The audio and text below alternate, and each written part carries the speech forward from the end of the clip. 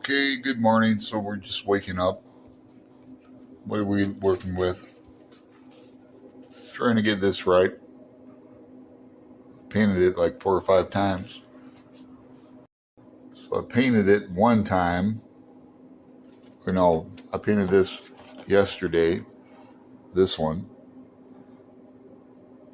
and didn't like that too much. So I turned it over and painted this one. Now I'm on to that. Something about the background I like, that box in the back. Then I overpaint it with too many roses. So trying to stay loose. Yo, Alan here. These are my notes for the My Modern Literary Canon tag. Now, first I want to digress. It's a short tag. It was tagged by Greg at Another Bibliophile Reads. It's an original tag by Panic and Paper Blog. Links below in the description box to those channels. Now, this tag got me thinking after watching Greg's tag, or version of it, hearing his answers to the prompts. Took me back to Kent State and this nun, this teacher. Kent State is obviously it's public university. She was a nun, highly educated, kind of gruff, but she had a sense of humor. I forget her name.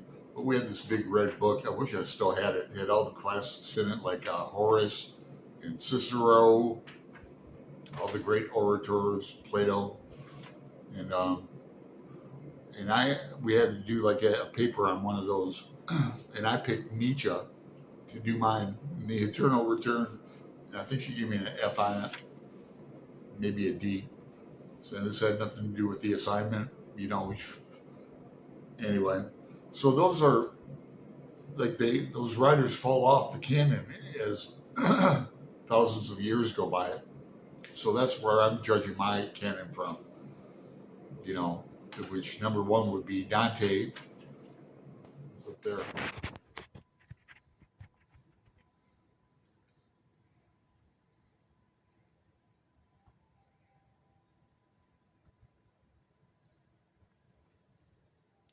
Where did we put Nelson at? Where did we put Paradise Lost, It's got to be up in the canon.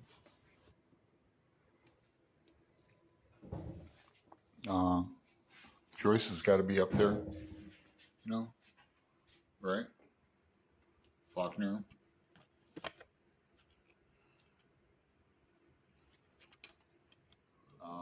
Number two would be Mr. James, don't call me Jim, Joyce. Then Tolstoy would have to be up there too, right? I've only read Anna Karenina, and I've got War and Peace, the Anthony Briggs edition. I want another edition of it to read along with audio. Faulkner, and Vonnegut got to be up there. Okay, these are all Vonnegut books. All these. Breakfast of Champions, Slaughterhouse 5, Bluebeard, Jailbird, Galactabuzz. God bless you, Mr. Rosewater. What's this one hiding back here? Mother Night? No, Cat's Cradle. Hocus Pocus. Welcome to the Monkey House Short Stories. Tom Quake. We're going to start reading this next month. The Quinn Crooks coming up. Yep. There's a Gene Wolfe section. Philip K. Dick. Dallas. Greg mentioned that book. The Spectre's got to be up there. So that's like 5. And I don't even have Pynchon or Gene Wolfe up there either. Maybe those, Yeah, those two should be in the second prompt. 5 still living writers. Okay. Well, Gene Wolfe is dead. I mean, Pynchon's alive, so we'll move Pynchon over there. But I still have 1, 2, 3, 4, 5, 6, 7, 8 for my first 5.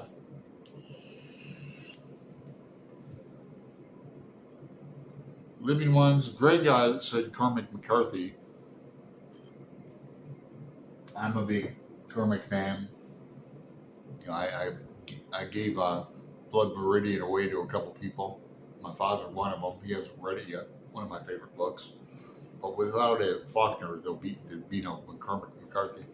I like it to defend. I like No Country for Old Men ever since the first line is from Sailing to Byzantium, W.B. Yeats poem, No Country for Old Men. And if you've read the book, the novel, you know that the chapters open up with all itals of Tommy Lee Jones's character, his thoughts. You know, he's the sheriff. So I like to defend that book, and I like to point out his first book was that I read, Child of God, was an Oprah recommendation, Oprah Book Club. She did a great interview with Cormac too. So I like him. I've been reading this great writer, Olga Tokarczuk, and reviewing her books, Drive Your Plow, Over the Bones of the Dead, Plow and Flights. Love both books. Like Flight's better for its originality alone and for what I learned from these books. So she'd be in there. You know, I read living writers from the library. I haven't cracked this book. Quite honestly, I'm waiting for the audio of it. This is got good reviews. And the third, I'm going to have to get back to on that. Well, I've been musing. I'd like to add John Irving, who's got a book coming out this year, and Marlon James and Michael Chabran to the list of living writers. Hey, Marlon James, my man, it's one of the best books I've read in the past 5 years. And then his brief history of 7 killings is great. Now I'm getting ready to buddy read the Yiddish Policemen's Union with a group of people on Voxer, if anybody's interested. We've got like 3 or 4 people so far. So, yeah, what else?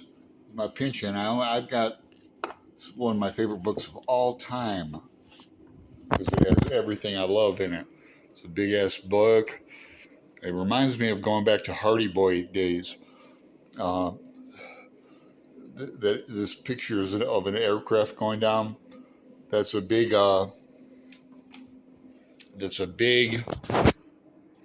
Zeppelin that the Chums of Chance run. It's a group of these, they're like Navy cadets, who range from young and bolsterous to old and seasoned.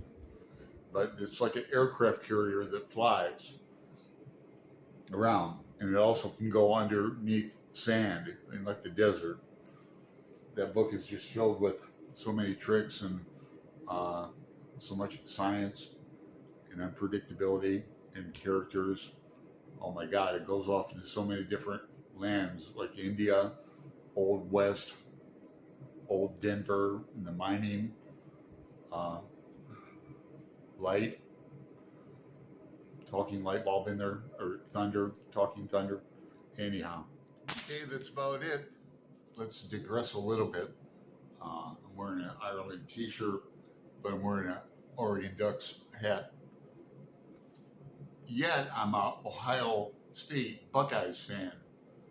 So who am I rooting for September 3rd when the Buckeyes play Notre Dame? the Buckeyes, of course.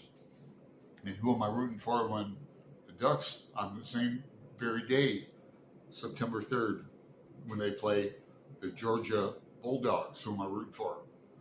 The Ducks, although I like the Bulldogs too. I like the Florida Gators. I like the Arizona Sun Devils, of course. I like the Big Ten and the SEC. Like, subscribe, make a comment. I'll reply to you. I tag Roz Scaladaling about the books. Carrie at Very Literary Carrie. Tag Shannon does tags. Shannon at Books and Music. Tag Sonia at An Enthusiastic Reader. I tag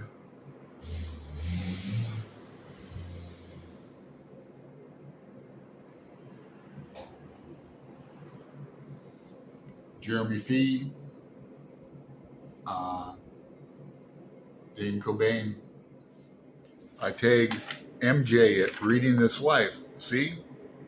I wrote it down, so I tagged her. Go Ducks.